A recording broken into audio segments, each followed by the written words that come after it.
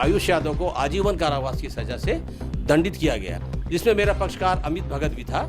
उसको दोषमुक्त घोषित किया गया। आयुष बटनदार चाकू बरामद किया गया, उसमें फिंगर का परीक्षण नहीं किया गया। जिस वस्त्र है वो भी आरोपियों के जब्त नहीं किए गए थे। तो 3 व्यक्तियों के द्वारा मुझ पर मोटरसाइकिल से, मैं कार से आ रहा था, 3 व्यक्तियों के द्वारा मेरे मोटरसाइकिल से मेरे सामने रोक करके वो कुछ हथियारों से लैस थे और उन लोगों ने प्राण घातक हमला करने का प्रयास किया था, जिससे मैं बच सन गया। 2020 में बिलासपुर जिले में एक मर्डर होता है। मर्डर में कुल 5 लोग शामिल होते हैं। चाकू से गोदकर हत्या कर दी जाती है। काफ़ी हाई प्रोफाइल ये हत्या रहती है, जिसके बाद 5 आरोपी को पुलिस गिरफ्तार कर लेती है, जिसमें से एक आरोपी को आजीवन कारावास हो चुकी है। वहीं जो 4 आरोपी है, उनके साथ 4 आरोपी जो थे, उनके साथ एक थे अमित भगत।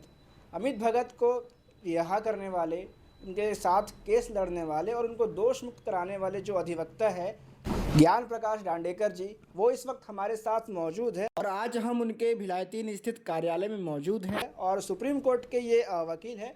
और किस प्रकार से इन्होंने पूरे केस को हैंडल किया, गुत्थी सुलझाई, जिसके बाद सजा हुई और जो आरोपी जो जिनका दोष नहीं था दोष मुक्त हुए, उनके बारे में बताएंगे। सर, स्वागत है आपका हमारे चैनल पे। धन्यवाद जी, बताएंगे जो 2020 में जो हत्या हुई थी, 5 लोग गिरफ्तार किया गया था, क्या कुछ मामला था? 13 जून 2020 को बिलासपुर जिले के चुचियापारा रेलवे फाटक के पास थाना तोरवा में अजय जाना उर्फ हाबू का हाथ, मुक्के और बटनदार चाकू से उसकी हत्या कर दी गई। हत्या होते हुए राजा यादव सहित काफ़ी लोगों ने देखा, झगड़े को शांत करने का प्रयास किया। मृतक के रिश्तेदार राहुल जाना ने 13 जून 2020 को अपराध क्रमांक 187/20 के अंतर्गत धारा 302-34 भारतीय दंड विधा के तहत अपराध पंजीबद्ध कराया। पुलिस ने विवेचना करने के बाद में आयुष यादव, सागर तिवारी, रोहित राज, अमित भगत, राहुल सिंह ऐसे 5 आरोपियों को गिरफ्तार किया। यह प्रकरण बिलासपुर सत्र न्यायालय में सत्र प्रकरण क्रमांक 117/20 के अंतर्गत चालू हुआ और इस सेशन कोर्ट में यह मामला लगभग 5 साल तक चला। 15 मार्च 2021 से गवाहों का प्रति परीक्षण प्रारंभ हुआ और गवाहों का प्रति परीक्षण होते अंत में 24 फरवरी 2026 को द्वितीय अपर सत्र न्यायाधीश महोदय ने आदेश पारित किया, जिसके अंतर्गत आयुष यादव को आजीवन कारावास की सज़ा से दंडित किया गया और शेष 4 आरोपियों को दोष मुक्त घोषित किया गया, जिसमें मेरा पक्षकार अमित भगत भी था।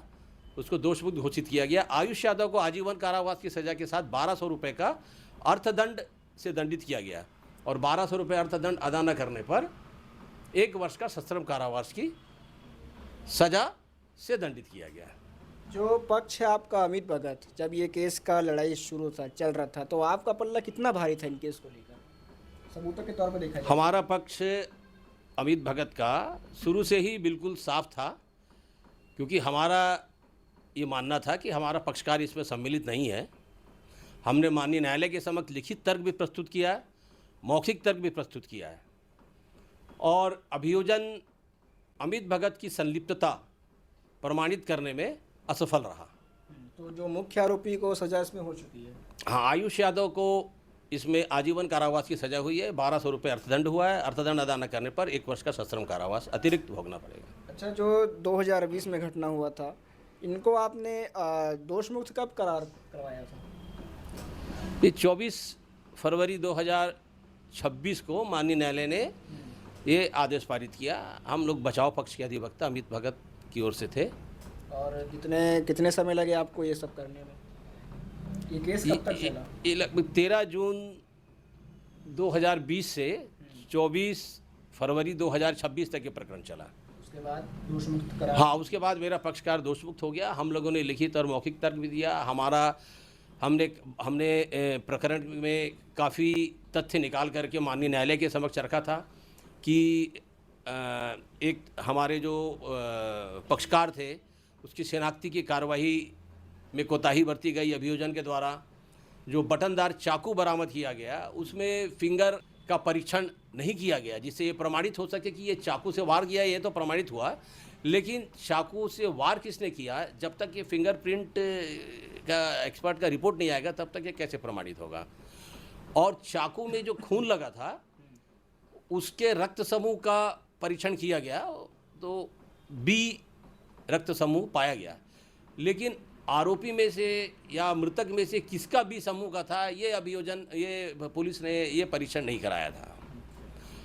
और जो वस्त्र है वो भी आरोपियों के जब्त नहीं किए गए थे, तो हमने न्यायालय के समक्ष ये बात रखी थी और निवेदन किया कि यदि आरोपियों के वस्त्र में रक्त लगा होता तो पुलिस निश्चित रूप से उस रक्त की जांच करती, रासायनिक परीक्षण के लिए उस वस्त्र को भेजा गया होता।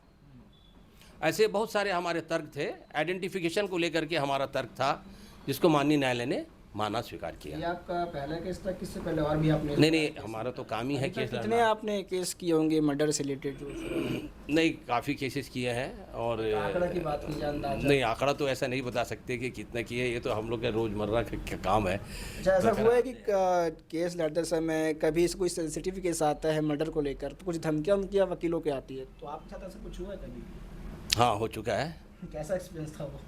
मैं एक बार हाई कोर्ट से लौट रहा था बिलासपुर हाई कोर्ट से, और लगभग रात को 7 साढ़े 7 बजे की बात थी, तो 3 व्यक्तियों के द्वारा मुझ पर मोटरसाइकिल से, मैं कार से आ रहा था, 3 व्यक्तियों के द्वारा मेरे मोटरसाइकिल से मेरे सामने रोक करके वो कुछ हथियारों से लैस थे और उन लोगों ने प्राणघातक हमला करने का प्रयास किया था जिससे मैं बच गया था।